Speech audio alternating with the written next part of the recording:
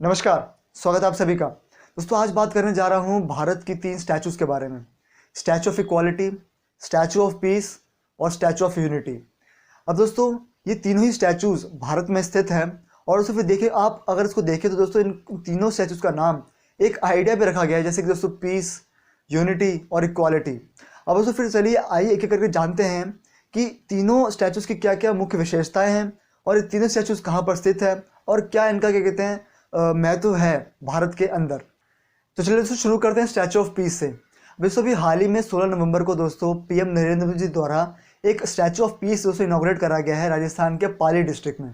अब दोस्तों ये स्टैचू फिर है किसका? दोस्तों ये स्टैचू है एक जैन आचार्य का, तो जिनका नाम है श्री विजय वल्लभ सुरेश्वर महाराज जी। अब दोस्तों फिर ये कौन थे दोस्तों? ये जैसे दोस्तों नाम से पता चल रहा है जैन आचार्य, यानी कि दोस्तों जैन धर्म के दोस्तों जितनी भी शिक्षाएं हैं उनके ये प्रचारक थे और तो फिर जैन धर्म को ही फॉलो करा करते थे। और तो साथ साथ दोस्तों इनका योगदान जो है भारत के स्वतंत्रता आंदोलन में ही माना जाता है। और तो मैं ये भी साथ ही साथ मैं ये भी माना जाता है कि दोस्तों जितने भी और भी एजुकेशन इंस्टीट्यूशन दोस्तों भारत में, सो क्या कहते हैं वहाँ पे भी इन्होंने भी अपना क्या कहते हैं तो उनका भी रोल है उसमें महत्वपूर्ण, दोस्तों कि इन्होंने कहते हैं उसको स्थापित करवाने में दोस्तों मदद करी थी।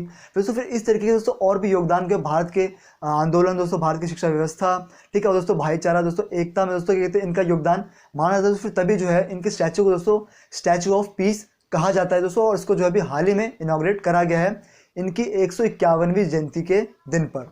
जहाँ दोस्तों बिल्कुल ठीक से दोस्तों ये इनकी 151वीं जयंती थी इन्हीं के कहते हैं श्री विजय वल्लभ सुरेश्वर महाराज जी की। और फिर दोस्तों इसको जो है पीएम नरेंद्र मोदी द्वारा वीडियो कॉन्फ्रेंसिंग के दोस्तों जरिए जो है इसका उद्घाटन करा गया है। फिर इसे स्टैचू को नाम दिया है स्टैचू ऑफ पीस, जो स्थित है दोस्तों कहाँ पर? राजस्थान के पाली डिस्ट्रिक्ट में। और तो अगर बात करें दोस्तों इसकी बनावट और इसकी हाइट के बारे में, तो फिर उसकी हाइट जो अगर फीट में जानना चाहेंगे तो फिर 12.5 फीट के दोस्तों आसपास है। और तो इंच में जानना चाहेंगे तो फिर ये कहते हैं 151 इंच है। और अगर दोस्तों मीटर में तो दोस्तों फिर 4 कहते हैं मीटर के आसपास इसकी हाइट है। और दोस्तों क्या कहते हैं ये बना किस चीज़ से? दोस्तों कहा यह जा रहा है कि दोस्तों ये अष्ट धातु से बना है, यानी कि 8 धातुओं से बना है, ठीक है। और तो इसमें से जो मुख्यतः जो धातु है दोस्तों वो है कॉपर। दोस्तों फिर कॉपर का इसमें क्या कहते हैं ज़्यादा इस्तेमाल करा गया है। अब दोस्तों बढ़ते हैं अगले स्टैचू की तरफ। दोस्तों अगला स्टैचू आता है स्टैचू ऑफ यूनिटी। अब दोस्तों जैसे कि आपने दोस्तों स्टैचू ऑफ यूनिटी के बारे में पहले भी सुना ही होगा कि दोस्तों जब ये स्टैचू ऑफ यूनिटी इनॉग्रेट करा जा रहा था पीएम नरेंद्र मोदी द्वारा, या फिर जो ये अंडर कंस्ट्रक्शन था, तो फिर बहुत सारे क्या कहते हैं ओपोनेंट पार्टीज जो बीजेपी के अलावा हैं, तो वही एक एलिगेशन लगाते हैं कि इसमें इतना फालतू पैसा बर्बाद करा जा रहा है, क्या जरूरत है स्टैचू बनाने की। दोस्तों फिर बहुत दोस्तों ये न्यूज़ मतलब बहुत था उस वक्त जब ये स्टैचू ऑफ यूनिटी बन रहा था, फिर जैसे इसका उद्घाटन होने वाला था।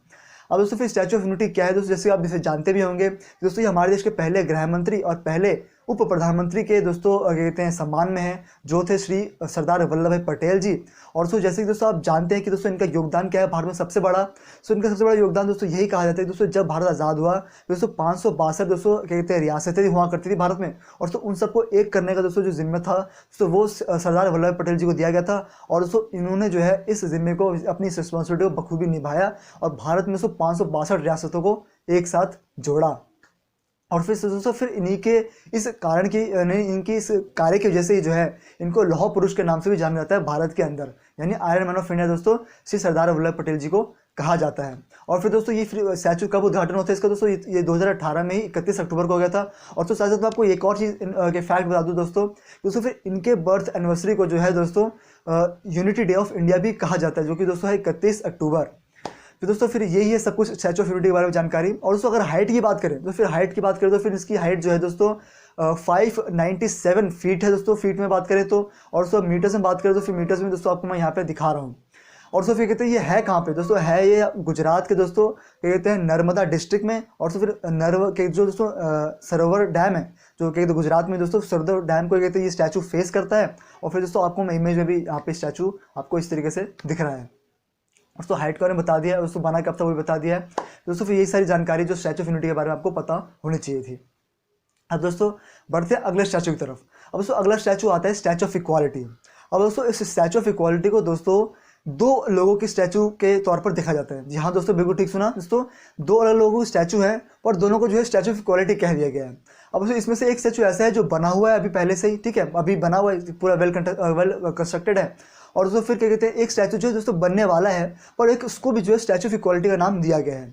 अब सबसे पहले लोग बात करते हैं उस स्टैचू की जो बन चुका है और फिर उसको जो स्टैचू ऑफ इक्वालिटी कहा गया है। अब दोस्तों मैं बात कर रहा हूँ रामानुजाचार्य स्टैचू की दोस्तों, जो स्थित है हैदराबाद में। अब दोस्तों क्या कहते हैं एक रामानुजाचार्य हुए दोस्तों, वो कौन थे दोस्तों? वो हिंदू धर्म के ही, यानी हिंदू जो ट्रेडिशन जो परंपराएं हैं, यानी वो वैष्णवाय थे, यानी विष्णु जी की पूजा में दोस्तों वो क्या कहते हैं मानते थे, उनकी मानते थे, और विष्णु जी को क्या कहते हैं पूजा दोस्तों, उनकी परंपराओं को दोस्तों प्रचारक थे। और फिर जो है फिर इन्हीं के दोस्तों सम्मान में जो है तेलंगाना के दोस्तों हैदराबाद में जो है इनकी क्या कहते हैं दोस्तों इनका एक स्टैचू बनाया गया है। और फिर इनके स्टैचू को दोस्तों क्या कहते हैं, स्टैचू ऑफ इक्वलिटी भी कहा गया है। और फिर जो इनके दोस्तों स्टैचू की हाइट है दोस्तों वो है 216 फीट। और दोस्तों ये वर्ल्ड का सेकंड टॉलेस्ट क्या कहते हैं सीटेड स्टैचू है दोस्तों।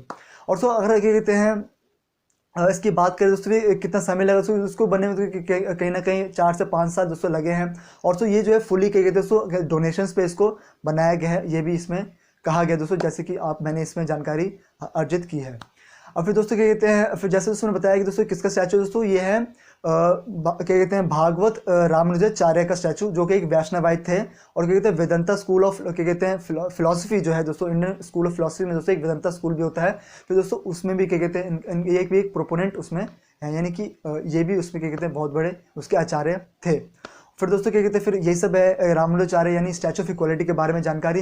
अब दोस्तों बढ़ते हैं, अगला स्टैचू ऑफ इक्वालिटी कहते हैं जो किसी और व्यक्ति का है, पर उसको भी एक स्टैचू ऑफ इक्वालिटी ही कहा गया है। अब दोस्तों वो कौन सा है? तो वो स्टैचू ऑफ इक्वालिटी है दोस्तों श्री B.R. अम्बेडकर जी का, या फिर दोस्तों डॉक्टर B.R. अम्बेडकर जी। अब दोस्तों ये स्टैचू बना नहीं है, ये अंडर कंस्ट्रक्शन है, फिर कहिए कि अभी बनना शुरू होगा। और तो ये बनने वाला है क्या कहते हैं भारत के महाराष्ट्र के अंदर मुंबई सिटी में, जहाँ दोस्तों बिल्कुल ठीक है मुंबई सिटी में दोस्तों कहते हैं B.R. अम्बेडकर जी की स्टैचू बनाया जाएगा। और तो फिर साथ साथ दोस्तों ये माना जाएगा कि जब ये स्टैचू बन के तैयार होगा तो ये वर्ल्ड का 3rd टॉलेस्ट स्टैचू हो जाएगा दोस्तों। क्या कहते हैं स्टैचू ऑफ यूनिटी, जो कि दोस्तों वर्ल्ड का टॉलेस्ट स्टैचू है। उसके बाद स्प्रिंग टेम्पल बुद्धा जो चाइना में है वो 2nd टॉलेस्ट स्टैचू है दुनिया का। और फिर तो ये माना जाएगा कि ये दुनिया का 3rd टॉलेस्ट स्टैचू हो जाएगा B.R. अम्बेडकर जी का ये स्टैचू। और तो फिर क्या कहते हैं इसकी हाइट तकरीबन 450 फीट के आसपास होगी। और फिर 3rd टॉलेस्ट स्टैचू दुनिया का बन जाएगा ये जब बन के तैयार होगा तो। और तो जैसे आप B.R. अम्बेडकर के बारे में दोस्तों कौन नहीं जानता है, इनको कहते हैं कहीं ना कहीं दोस्तों भारत के जो संविधान है दोस्तों उसका भी कहीं ना कहीं निर्माता माना जाता है, क्योंकि दोस्तों ये ड्राफ्टिंग कमेटी के हेड थे। फिर दोस्तों फिर जब भी इनका स्टैचू बन तैयार हो जाएगा, फिर इनके स्टैचू को भी जो है स्टैचू ऑफ इक्वालिटी कहा जाएगा दोस्तों। जैसे आपको पता है कि दोस्तों ये हमेशा जो है डिप्रेस क्लासेज और भी जो लोगों की दोस्तों समानता की बात ये करा करते थे, फिर तभी जो है इनके स्टैचू को भी जो स्टैचू ऑफ इक्वालिटी कहा जाएगा जब ये बन के तैयार होगा मुंबई सिटी में महाराष्ट्र में। अब फिर दोस्तों फिर ये सारे तमाम स्टैचूज़ के बारे में दोस्तों जानकारी जो मैं आपको बताई दोस्तों।